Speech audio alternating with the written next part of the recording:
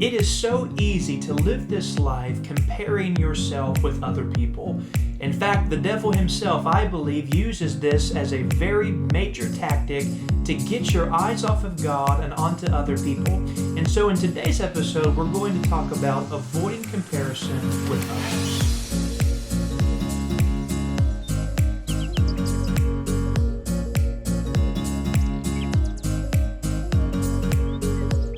Ever noticed how fast comparison can change your mood? You can be having a good day and everything's going great. You're feeling content, you feel steady, you're thankful, and then you see somebody else. Somebody that's doing better. Somebody that's further ahead of life than you. Somebody that seems to have more success than you, and then it's just almost like everything for you in that moment shifts when you see them. Now suddenly, what you have doesn't feel like it's enough. What you are doesn't feel good anymore, and who you are does not feel sufficient. That's the power of comparison. It's negative power. It doesn't just distract you, but it distorts the reality of you. And if you don't deal with it, it will indeed quietly steal your joy, it'll steal your confidence, and it will steal your sense of purpose. Let's be honest. Comparison is a subtle thing. It doesn't usually sound like, I want to be them. It more or less sounds like, why am I not there yet?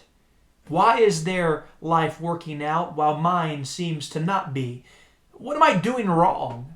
And before long, you no longer are focused on your own life. You are now consumed with what somebody else is doing instead. The Bible addresses this directly in 2 Corinthians chapter 10 and verse 12 when it says, they measuring themselves by themselves and comparing themselves among themselves are not wise. It's a strong verse.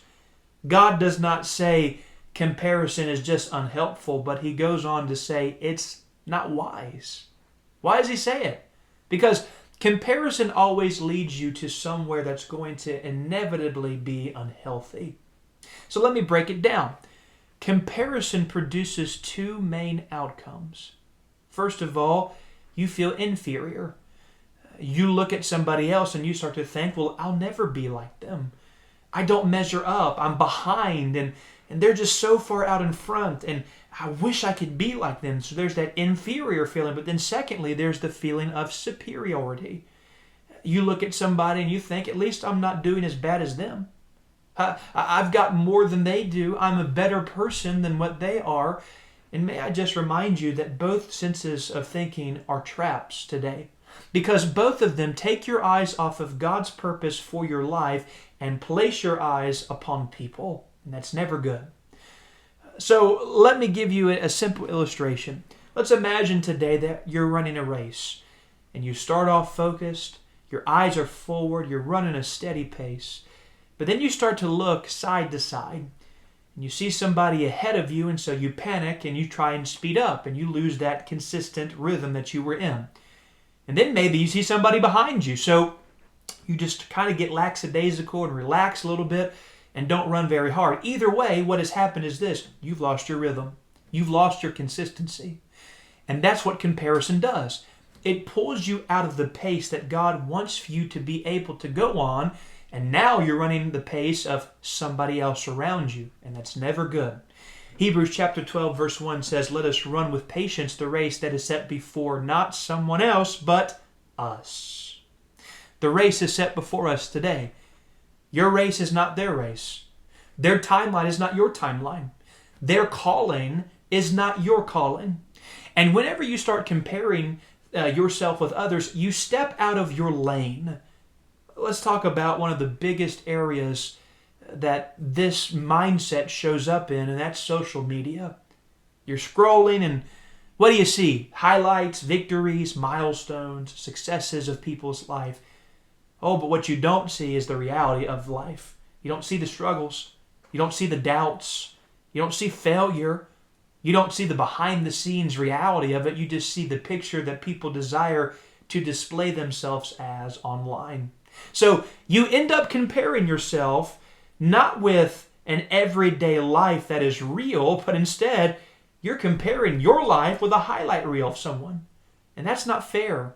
That's not a fair comparison by any means. It's like comparing your raw footage to somebody else's edited movie. It's just night and day difference. Of course, it's going to feel like you're behind from time to time, but here's the truth. You don't know the other person's full story, and they don't know yours either.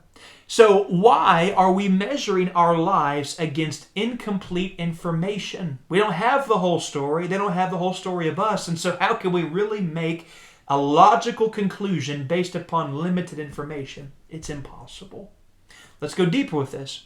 Comparison does not just steal joy, it also creates pressure. You start feeling like you have to keep up. You have to prove something. You have to match somebody else's pace to have true identity and purpose. And that pressure is going to wear you down eventually. Galatians chapter 6, verse number 4 says, "But let every man prove his own work, and then shall he have rejoicing in himself alone, and not in another." God is saying, focus on what I've given to you. Let me give you another picture. Imagine a garden. Different plants are growing, and you'll notice, and you'll know this too, if you planted anything before in your life, some things grow pretty quickly. Some things grow slowly. Some things produce fruit quickly, and others, it takes a lot of time for there to be what you planted. If a plant could think, and it could look around at the other plants that was growing around it, it likely would say, why am I not growing like them? It would completely miss, in that way of thinking, what it was created to become. And can I say that's exactly what we do? God did not design you to grow like everybody else around you. Psalm 75, 6 and 7 say, "For promotion cometh neither from the east nor from the west." And then it says in verse 7, "But God is the judge. He putteth down one and setteth up another." Your progress is not controlled by people. It's controlled by God. So when you compare, you're questioning God's timing. That's serious. That's not good. That's dangerous. Let's deal with something else while we're at it. Comparison often leads to discouragement. You can start out strong. You can start out motivated. You can start out doing what you know is right. But then you look around and see somebody else and how they're moving faster, moving quicker, getting more attention than you, and suddenly you think, what's the point? But listen very carefully. Galatians 6:9 says, "And let us not be weary in well-doing, for in due season we shall reap if we faint not." There is a due season for your life. Not their season, but your season. And if you quit because you're comparing yourself with others, you're going to miss what God is going to do with you. Let me give you a story. There were two men working jobs side by side. One kept looking at the other and thinking, he's getting ahead. He's moving faster than me. And so he got frustrated. He slowed down. He started to cut corners trying to catch up. Meanwhile, the other guy, he just kept on staying consistent. He was faithful. He was focused. Years later, the one who was steady got promoted, and the one who got compared, doing the comparison, he got burnt out and quit altogether. Why? Because comparison breaks up consistency. And consistency is where growth happens for us. Let's get practical. How do you actually stop comparing yourself with others, though? Because we can, again, sit here and have all of these things known in our minds, but now that we know it, then going out and truly trying to cease comparing ourselves with others, that's a hard thing to do. First of all, you have to guard your focus. What you constantly look at will shape how you feel. If you're always watching others, you're always going to feel behind, plain and simple. Then secondly, you remind yourself of your assignment. John chapter 21, verses 21 through 22 say, "Peter seeing him saith to Jesus, Lord, and what shall this man do? And Jesus saith unto him, What is it to thee? Follow thou me." That's powerful. Peter was asking about somebody else, and Jesus basically says, hey, don't be concerned with them. That's not your business. It matters not what somebody else is doing. What matters is what you're doing, and you need to follow me. That's the answer to comparison. Focus on Christ and following Him more so than any other person. Thirdly, you practice gratitude. Comparison says, I don't have enough. But gratitude says, God, you have been good to me. You can't live in both ways of thinking at the same time. It's impossible. You're either choosing one or the other. And I dare you, and I urge you, and I plead with you, choose gratitude. And then fourthly, you trust in God's timing. Ecclesiastes chapter 3 verse 1 says, to everything there is a season and a time to every purpose under the heaven. Your life is not late, it's unfolding. So let's bring this to a close today. Comparison will always be around. You're always going to see people that seem to be ahead, people that are behind you, people that are doing different things all of the time.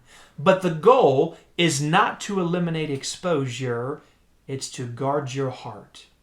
Because if you don't, comparison will quietly pull you away from your purpose, from your calling, and from your peace. So here's the truth to hold on to. You don't need their life. You don't need their timeline. You don't need their results. You need to be faithful with what God has given to you. Philippians chapter 2 verse 13 says, for it is God which worketh in you both to will and to do of His good pleasure. God is working in you today. Not in the exact same way as somebody else, but in a way that fits you and the purpose that God has for your life. So keep your eyes forward. Stay in your lane. Run your race. Because the moment that you stop comparing is the moment that you stop growing. Maybe today, instead of asking, why am I not like them? You need to start asking, am I being faithful with what God has given to me?